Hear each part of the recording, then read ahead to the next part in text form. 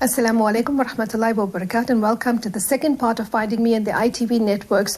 Today with me, the very young and dynamic Joel Modiri, the legal philosophy lecturer at the University of Pretoria, Alfred Moroka, who's the lecturer in jurisprudence at the University of Pretoria, and Jaco Olofs, and I'm going to introduce you as the secretary of the EFF Tuck Student Command. So for the previous discussion that we spoke about, and once again, thank you very much for extending this invitation for me. We spoke about transformation, the whole idea of transformation, and I think part of the transformation was very much what we ended off with in terms of transformation even of the parliament, where the EFF, as Joel said, EFF brought a democratic element to the parliament. And Jaco, you were adding something about this whole notion of transforming the parliament into a more participatory process. Yeah, for me, what the EFF is doing in parliament is it is opening it up to the public. Firstly, by rejecting Western garb, if you want to call it that, to not wear these formal suits, but dressing how the majority of South Africans are looking, working class people. They need to be represented in parliament. So that already is the first act of resistance, if you can even say a small act of deconstructing parliament. Can I ask, is it also a way of reminding those who are there that you are here to serve? Hence you're supposed to be serving the people. Received so hostile, because I honestly don't think, especially the comrades from the ANC, don't like it that they're being reminded by an upstart little party like the EFF that they are actually now representing working class interests. And it is a shock for the ANC to deal with this fact that they are not anymore the face of the working class, that nobody considers the ANC to be the face of the working class any longer. So yes, this is why the EFF is being received with such hostility in there. But I think they must continue doing what they're doing, because what they're doing is in service of democracy. And that is important. People don't understand it. They actually are trying to demonize their actions by saying that it's undemocratic, by trying to hush the Madam Speaker and our President Jacob Zuma. But the thing is, on the contrary, it's such a silly way of arguing that they are actually trying to revert democracy. It's just interesting to me. Alfred, you had a take on that as well? Yeah, I just thought what they were saying really, for me, inspired this thought of democratizing spaces. Well, Joe spoke the last time about what could be read as a democratizing moment when the EFF are demanding accountability in Parliament. Yes. And I was saying, at least for those of us who are in the university context, we might stretch that even further to also include the university as a space that needs to be contested, that needs to be more democratized, that also needs to be open to the public, that needs to understand itself as a public institution, that is also has certain obligation not only to transform within it, but to also inform general intellectual public dialogue. And the university needs to understand that. So but why are you saying that? Why are you speaking about this democratization and the opening up of the university and making it a public participatory place? Joel, I want your opinion about President Jacob Zuma's comment, that has been picked up by the DA, and they've criticized him, and they've criticized Braden Zimande when they both said that we need a transformation of the university, of the curricula, etc. And I mean, if you look at it, the way it was then explained by the DA representative, was it Brenda Buzoli, and her whole complaint about this notion of academic freedom as opposed to what President Zuma has said. I mean, how do you then understand this? Because when I read it, it said to me, okay, he was another neo-colonial liberal who was now trying to protect everything that the past and apartheid had protected, and was now, I was deconstructing it like that. How do you then understand it? Yeah, I mean, I read it quite similarly as quite a radical moment. The debate turned on two concepts in university lingo, institutional autonomy and academic freedom. Yes. Now, Braden Zimande said there's nothing inherently radical or good about institutional autonomy. And what he was saying was that universities can rely on institutional autonomy to act irresponsibly and to not be held to account for transformation and for certain inequalities that are being perpetuated in and through the university. So university, when you ask a university, why is your curriculum not transformed? They can say institutional autonomy. Yes, exactly. So that was the first thing. He was being quite radical about institutional autonomy, that with autonomy, there's a certain responsibility, a public responsibility. Because universities are public institutions. Yes, definitely. Then President Zuma made the claim that academic freedom should also include, in addition to freedom of expression, the right of academics to simply produce, should also include freedom from what he called the ideological stranglehold of any one class. But that's an obvious radical insight about how power and knowledge are connected. And his assumption was that his claim was that part of being free, academically free, includes freeing up and opening up new epistemologies. And so he was making the claim that's now known in decoloniality as there's no social justice without cognitive justice. There's no liberation without epistemological liberation. So for Professor Bozoli, who I used to know as someone involved in Marxism and feminism, to not have picked up that claim and to call it bizarre was quite weird. But that's linked to how the ANC is also represented as just encroaching freedom, encroaching on constitutional rights, so that nothing critical can come out of there. So I'm completely in agreement with Dr. Zimande and President Zuma on both the notion of institutional autonomy and academic freedom. It's about democratizing them, and it's about saying that universities cannot hide behind autonomy or academic freedom to not take responsibility for. Okay, so but now there's two points that I want to bring, and then you guys can just jump in at any point when you want to add. The first thing is, how do you respond then to the liberal academic who has said that President Zuma is now trying to mainstream, or to streamline Africans or academics into supporting one particular ideology or viewpoint, precisely because of his viewpoint where he said that the university should create more patriotic citizens. So that's the first part. And the second part is, as you were speaking about this, where the university is hiding now behind institutional autonomy, it raised the whole discussion that I had with Professor Ramose, where he said the constitution is now should be contested because universities hide behind the constitutional privilege of private property, etc. So that's why the constitution was established in the first place. Instead of a parliamentary democracy, we went to constitutional democracy to really entrench and to protect the rights of those who have always enjoyed privilege. So there are two parts to this particular thing. But Joel, if you can address. Yeah, briefly on both. The first one is universities historically, by definition, always had ideological functions. In South Africa, historically, white universities were part of the colonial project of keeping white people aware of what's happening in Europe, in their homeland, so they don't degenerate into the dark continent. And then it was that blacks can come into the university space so they can learn how to be civilized. So universities have always had an ideology. If they're claiming that President Zuma's intentions are linked to imposing hegemonic ideology, then all of us are quite happy to contest that. But the idea of a university that is non-ideological is not true. As regards this notion of a patriotic citizen, all of us now are concerned, as we complain now about students who drink and have sex and don't care really about the world and just about themselves, is we want students who are active citizens.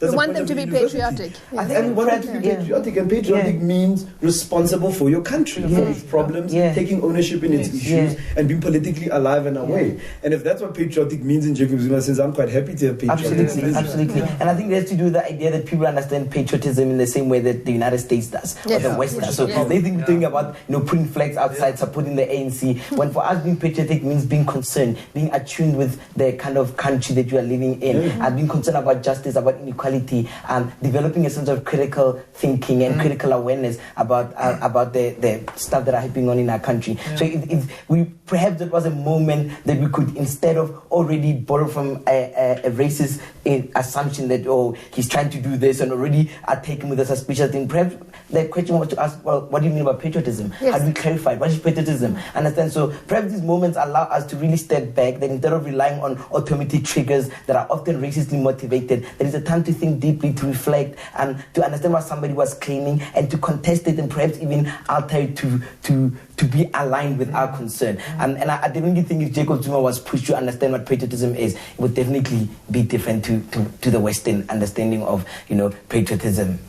And I suppose as uncritical support of the state. And I think the EFF's behavior, especially in Parliament, and what they did further at the Gauteng legislature, etc., is also an indication of patriotism, that we care about our society, we care about what's happened, we care about the negotiated and the compromise settlement at Quraysha, we care about the issues that are not being addressed, isn't it? And even if you look at this whole notion of, say, black nationalism, anything that, if it is patriotic to stand up for the person who you are, for me at least, black identity was so tarnished and destroyed and demonized since colonialism, that when the black nationalist agendas rose in Africa against the colonial oppressors, it was interesting. You cannot compare black nationalism with, say, white nationalism. The two are totally two different things.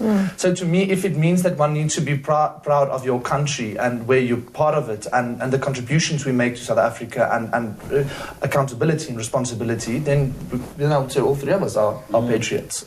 So while you're speaking about black nationalism and this difference and of course of the black person rising, it comes again to that whole discussion about the subaltern voice. I mean, it's always trying to present this viewpoint that the subaltern or the black person does not have a voice, does not have an intellect, does not have anything to put forward. How is that how you then see it also in the continuous hegemonic discussions? And that's why also the infantilizing of the EFF, etc. Yeah, definitely, without a doubt. It was Gyatri Spivak who did the subaltern voice. Yeah, and Grada Kilomba in her book Plantation Memories were actually quite in-depth explained to her why it is such a problem, because the problem needs to be identified. If we to bring it back to universities, at least, it lies with the education, the curriculum that we need to decolonize. Okay, so we have to go to a break. When we come back, either one of you can pick up a discussion on the decolonization of knowledge. We'll see you after the break.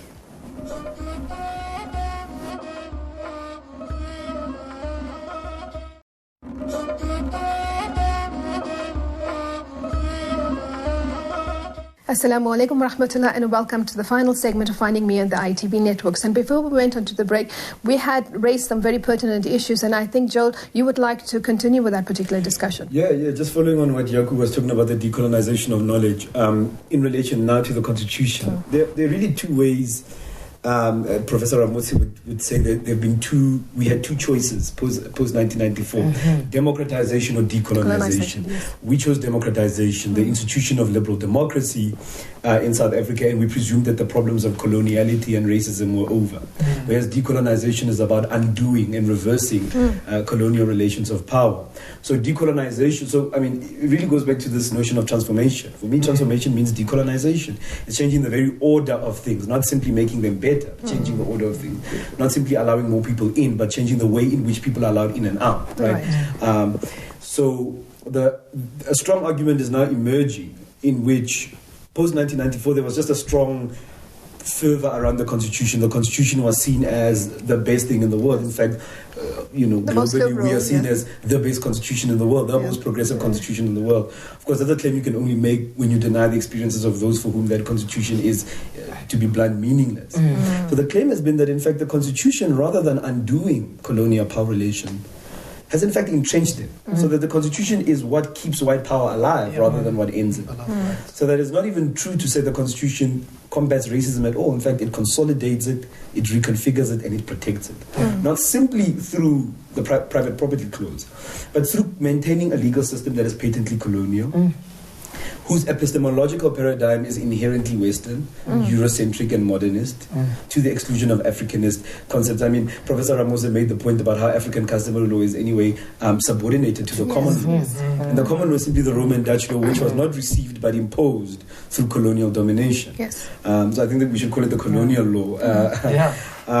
So there's a strong argument now that the Constitution needs to be rethought, and that constitutional supremacy as an idea also needs to be rethought, because all it's about, constitutional supremacy, it's an aversion to black rule on an African context. So certain members of the ANC said that we need to revisit the Constitution, or that there's the whole idea of contestation of the Constitution. Why the shift from parliamentary superiority or supremacy to constitutional supremacy? There are issues that need to still be addressed, isn't it?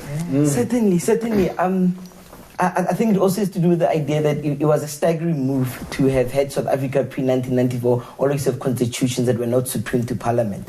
But under the real imminent possibility that a majority black government would be in power to ensure that there would be a constitution that is over them, so that their power really is always subject to the constitution. And we understand the constitution to be so Western and always to Western power, to already those entrenched system of white privilege and white power. So that's the really clear concern. How do you understand then the concept of minority majority then? Well, we have this idea of counter-majoritarian rule. And there's the idea that the majority can have power in parliament, but there's a system in this country of the constitution that allows the minority, so counter-majority, so the minority, which in this country is understood as white people, to have other avenues outside of their desires or outside of the structures of the majority. But the problem with that delineation of majority, minority, the majority being black, minority being white, is that it's only a mathematical fact. Right. Yeah, it's numerical. It's only a statistical fact. But when we're looking at power relations, when we look at the arrangement of the economy, when we look at the general social and political power of white people, certainly they are in the majority. So I think we might have to reconceptualize and move away from essentialist understanding of words like majority and minority and understand them in terms of power, in terms of privilege, of mobility, and so on. And if we understand it through that lens, then certainly white people in South Africa are the majority. Yes. Okay. Yeah, so if you consider that also, and if you look at the latest ruling, the court ruling about Barnard versus the SAPS, and solidarity, and this whole issue about them wanting to now take South Africa to International Criminal Court or to the UN or something to challenge this whole notion, to say that South Africa is reinforcing racism, etc. How do you then understand this ruling? So that ruling is really consistent with the South African Constitution. Unlike in the United States, affirmative action is part of the right to equality, not an exception to it. One thing that's really interesting about South African equality jurisprudence is affirmative action cases in South Africa have developed through whites as claimants. Okay. So the problem with our affirmative action jurisprudence is it's still too defensive. Okay. It's about saying, no, this was okay to allow black people to be hired, or the policy was justifiable.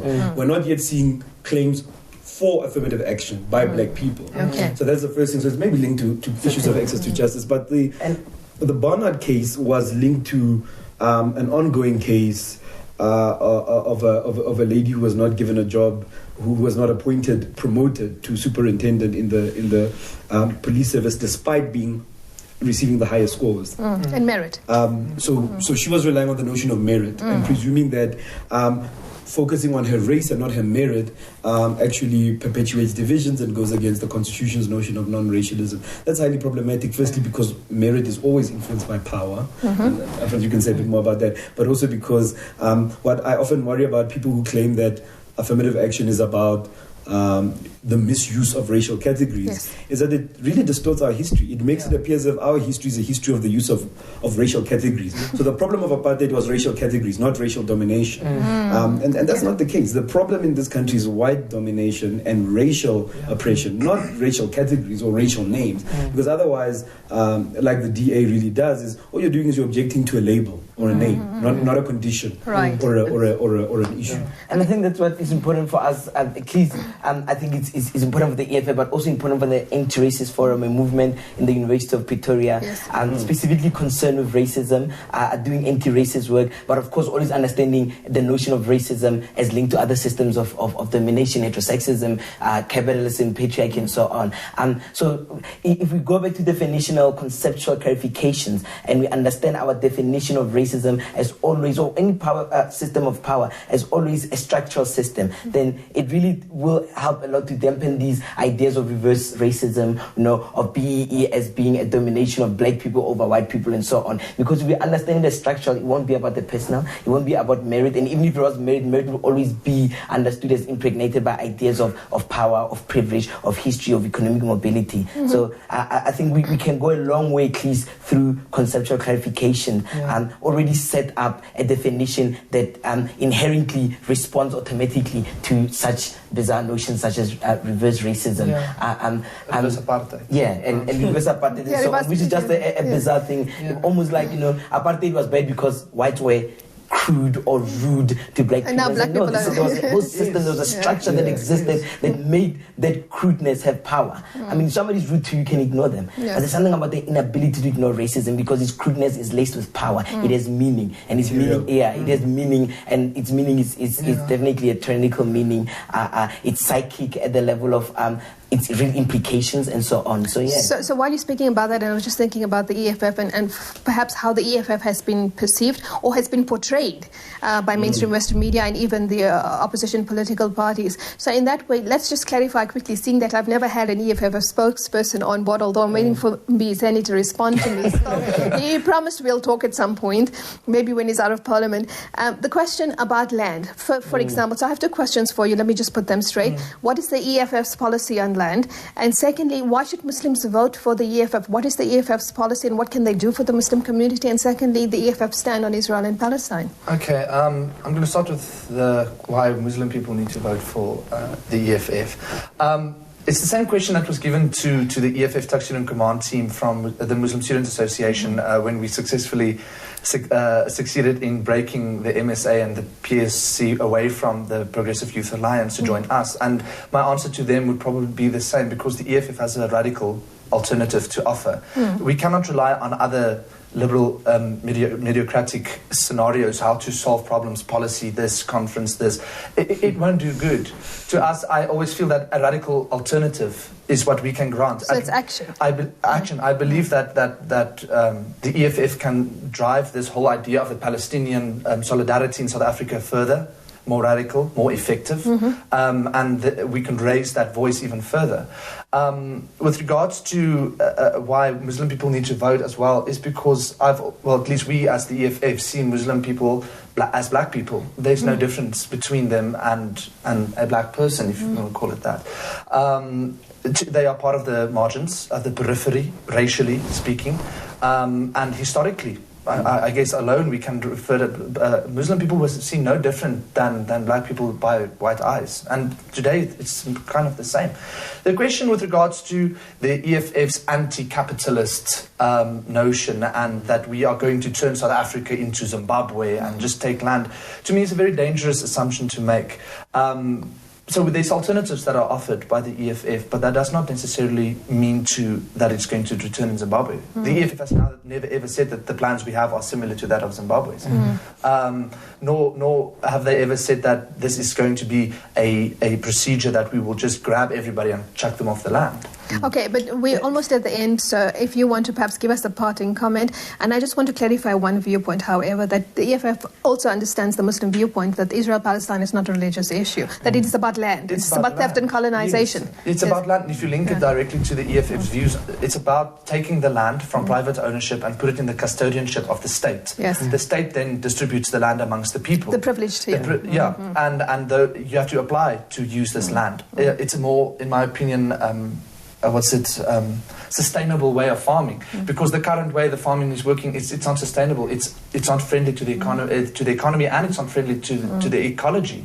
So to me, it's a new alternative way of farming that brings everything back to land in general is important for black people. I know we have to go, but I quickly want to say it's also not just an economic endeavor. It's not just about let's make black rich by giving them access to the economy. It's also about recognition of their inherent dignity and a return of the culture of people. Because land, at least in the black sense, has never just been a commodity for which one can produce money. It has also has spiritual and cultural connections. It's often the site of ancestral burial. It's often the site of community sharing of territory and so on. And so the distribution of land must not be reduced to this kind of profit generating, quantifiable. How does it appreciate profit and so on? It mustn't reduce it to that. There's a real underlying value and appreciation of the worth of a culture, of a people, of the historical fact that the land was taken through vicious forms from them, and so we have to understand it is land in that much broader term, not just about economic and okay, money. but with that I have to say thank you very much for being here and for sharing these viewpoints, and of course let's leave it on that final reminder that we have to consider the dignity of the African peoples. Restore the land, restore the dignity. Restore the dignity. So thank you very much, Joel, Alfred and Yaku. Fi amanillah. Wassalamu alaikum wa rahmatullah.